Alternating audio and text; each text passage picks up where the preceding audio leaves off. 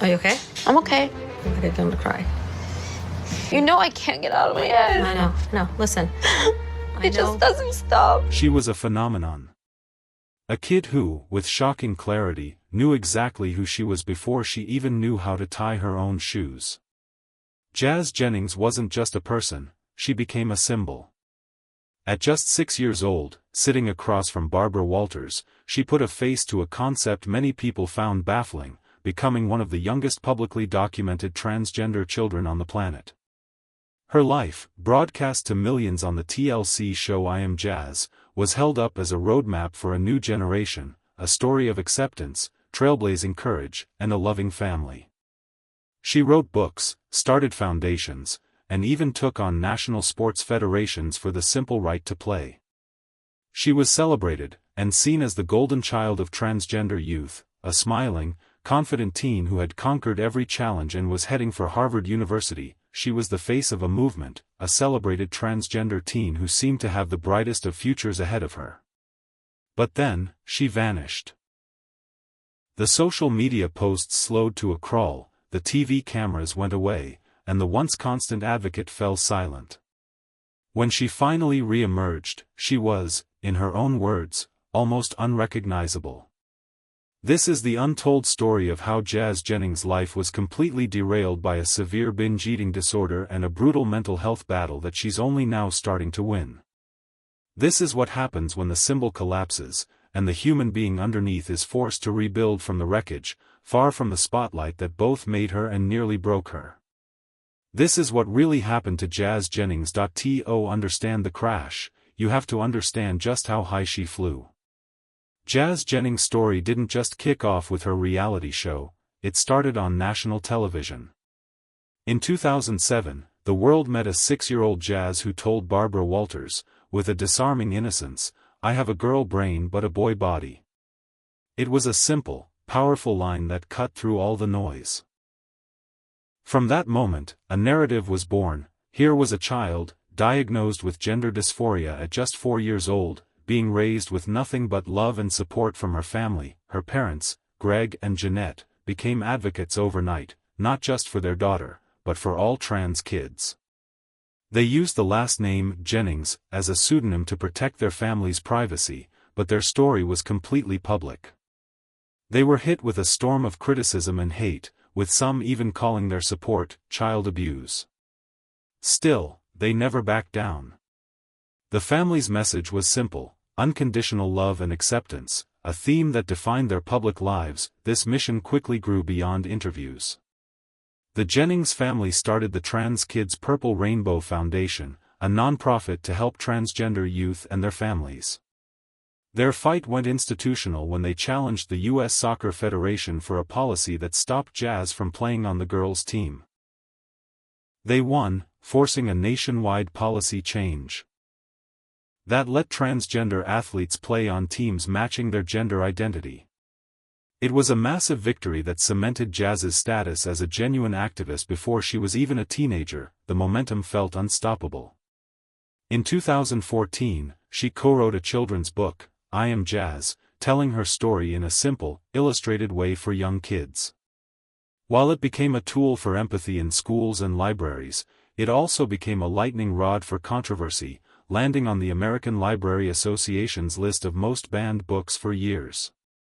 The backlash just showed what a deep cultural divide she was standing in the middle of. A year later, in 2015, TLC brought her story to the masses with I Am Jazz. The show was a hit.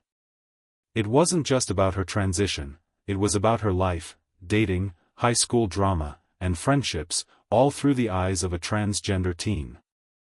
The show made the abstract concept of being transgender feel human and relatable. It was a rating success, praised for its emotional and educational impact. Through it all, Jazz was presented as the picture of resilience. She was a smiling, articulate young woman who handled the crushing pressure of being a symbol with grace. She was named one of Time magazine's 25 most influential teens, spoke at universities, and became a social media star. The ultimate validation seemed to come in 2019 when she announced she'd been accepted to Harvard. It felt like a storybook ending. The golden child had her golden ticket. But behind that perfect facade, the foundation was already cracking. Her acceptance to Harvard in May 2019 felt like the peak of a mountain she'd been climbing her whole life. She posted a photo of herself, beaming in a Harvard sweatshirt, ready for her next chapter. The world was waiting to watch her soar. But that triumphant chapter never got written. Instead, the book just slammed shut. A few months later, Jazz made a shocking announcement.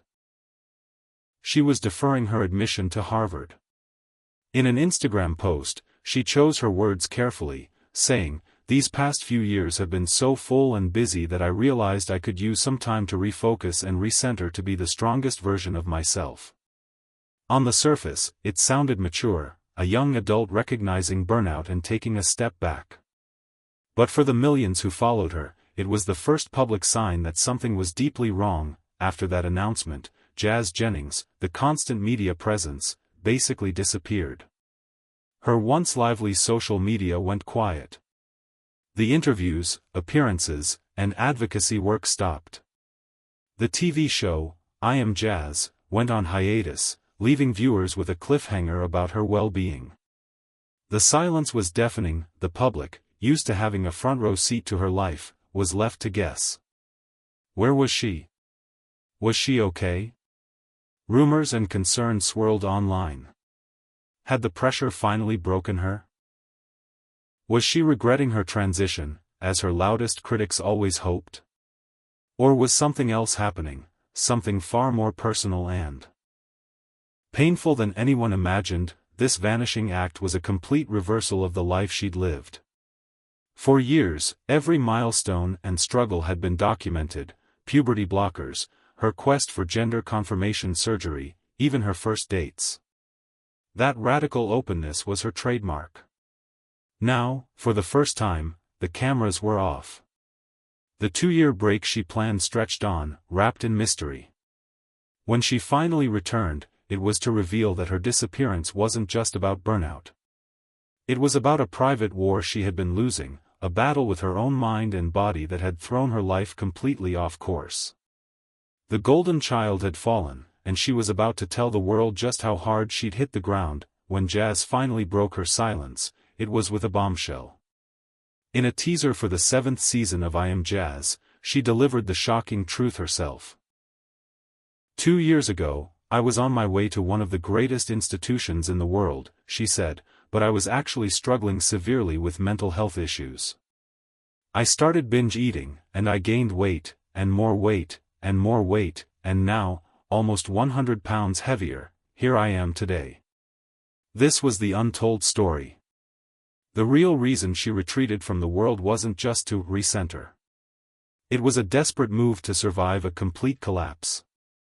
Jazz was battling a severe binge eating disorder, a condition she called a true addiction. "I'm not only addicted to food, but I eat it in large quantities," she wrote in a brutally honest Instagram post.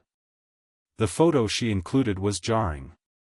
The slender teenager was gone, replaced by a young woman who looked and felt like a stranger in her own body. The disorder didn't come out of nowhere.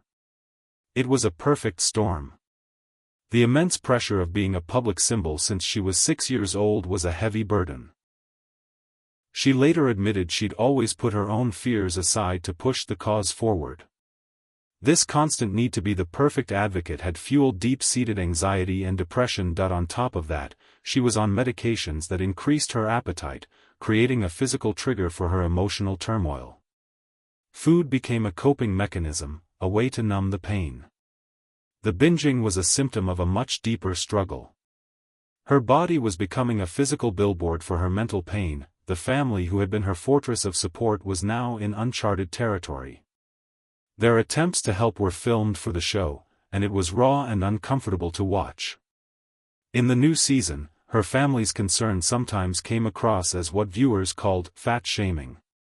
They counted her calories, commented on her food, and showed their frustration in ways that were clearly hurting Jazz. In one tense scene, her family confronted her with a table piled high with food to show her what a single binge looked like, trying to shock her into seeing the problem.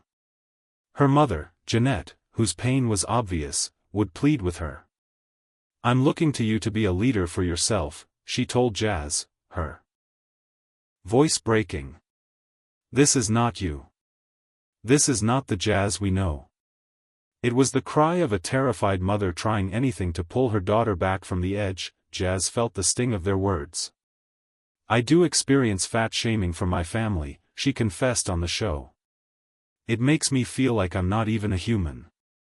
She knew they were acting out of love and fear, but it was devastating.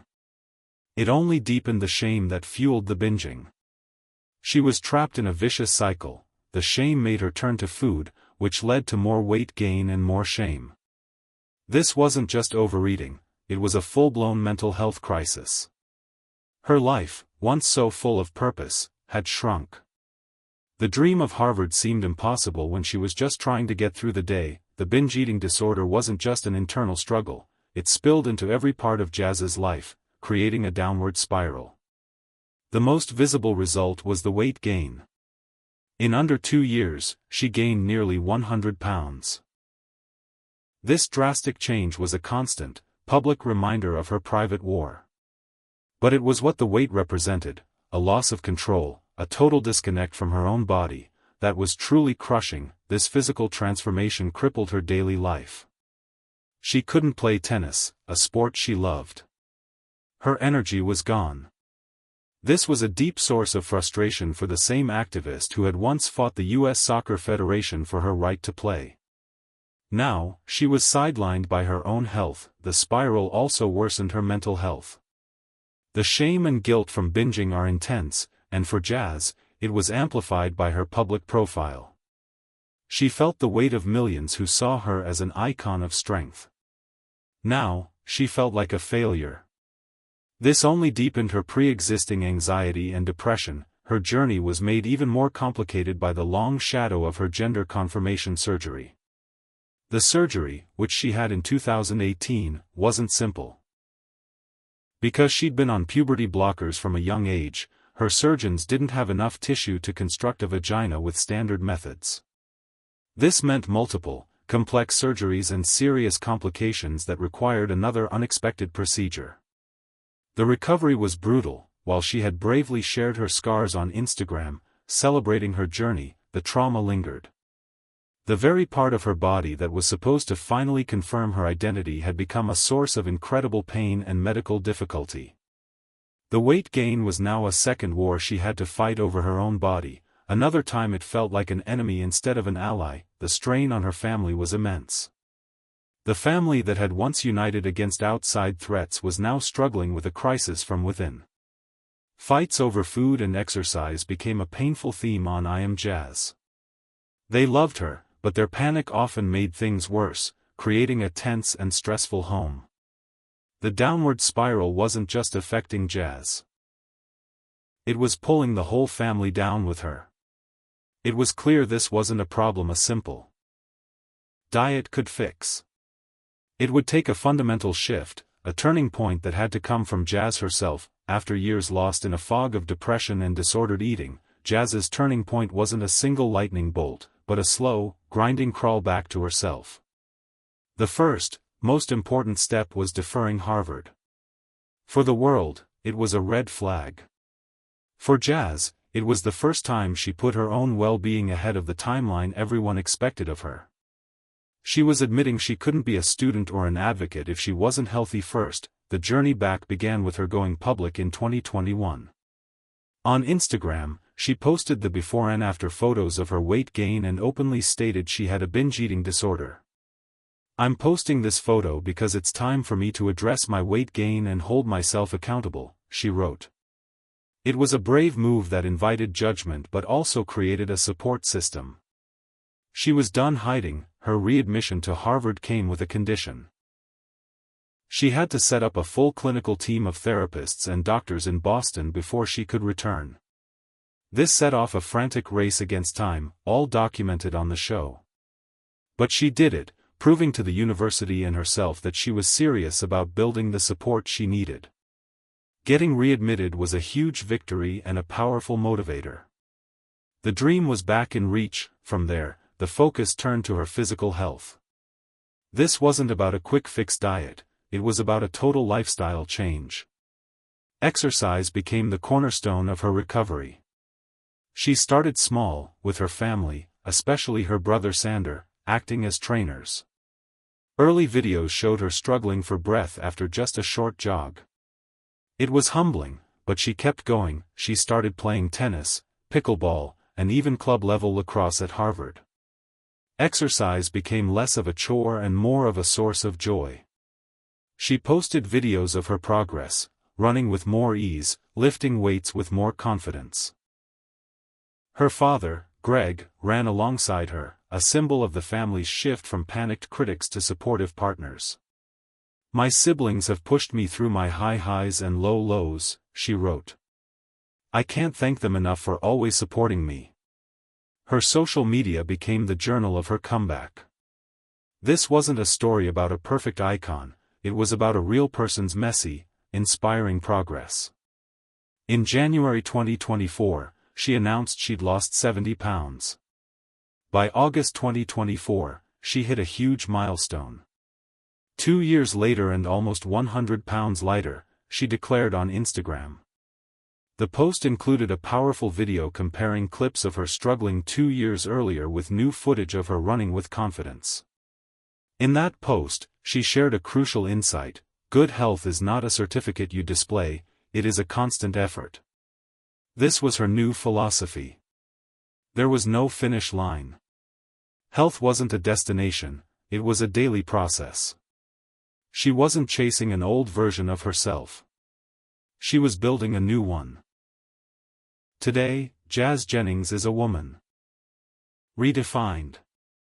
The journey through the darkness of her eating disorder and mental health struggles has forged a new identity, one that's more complex, relatable, and ultimately, more powerful. She is a student at Harvard University and, after participating in the spring 2025 commencement ceremony with her friends, is on track to officially graduate in the fall. Her return to the Ivy League wasn't just about finishing what she started, it was a new, more grounded chapter. In an interview with the Harvard Crimson, she revealed she considered becoming a Harvard influencer, but chose a different path. "I can't always take care of the world or put myself out there as much," she explained, a quiet nod to the boundaries she's learned to set to protect her peace. Her social media reflects this newfound maturity. While she still shares updates, the content has changed. In June 2025, she posted selfies showing off her incredible physical transformation, with fans flooding her with praise. Her posts are less about public advocacy and more about personal progress. She shares photos from home in Florida, looking genuinely happy, and posts fitness videos with captions like, "I'm proud of my progress towards better health, but I'm still running towards more goals." The future of I Am Jazz remains uncertain, as it hasn't been officially renewed since the last season ended in early 2023. When asked about a return to TV, Jazz's answer is fittingly non-committal: maybe, maybe not. "We'll see where life takes me." It's the answer of someone whose life is no longer defined by a camera crew. Her role as an advocate has also evolved. While she's focused on school and health, she still speaks out against the rising wave of anti-trans legislation, especially in her home state of Florida. She noted the cruel irony that under new state laws, she's technically not allowed to use the public women's restroom. "I don't care, I still use the women's restroom. We're just human beings trying to be ourselves." Her advocacy now feels more personal and potent, coming from someone who has survived not just a public battle for her identity, but a private mental health crisis. She still gets daily death threats, a horrifying reality of her life, but she refuses to be silenced. What really happened to Jazz Jennings isn't a story about a fall from grace. It's the story of a human being who was forced to collapse under the impossible weight of being a symbol. Her descent into a binge eating disorder and severe mental health issues wasn't a failure, it was a painful but necessary shattering of a flawless public image that was never built to last. Her legacy is now twofold. She will always be the trailblazing child who changed the conversation around transgender youth in America. Her courage opened doors and changed laws. But her recent struggles have added a profound and vital second act. By disappearing and then returning to share her untold story, she did something just as important. She humanized the icon. She showed the world that even the strongest among us can break. She put a public face on the private hell of binge eating disorder and the crushing weight of depression. Her journey of losing nearly 100 pounds isn't just a weight loss story, it's a testament to a grueling, ongoing fight for mental and physical peace. Jazz Jennings is no longer just a symbol of transgender identity. She's a symbol of human resilience. Her story is a powerful reminder that our deepest wounds don't have to be the end of the narrative. They can be the very things that allow us to rebuild ourselves into someone stronger, more authentic, and infinitely more inspiring. Her greatest act of advocacy may not have been fighting a soccer federation, but simply choosing to save herself, and in doing so, showing countless others that they have the strength to begin again, too.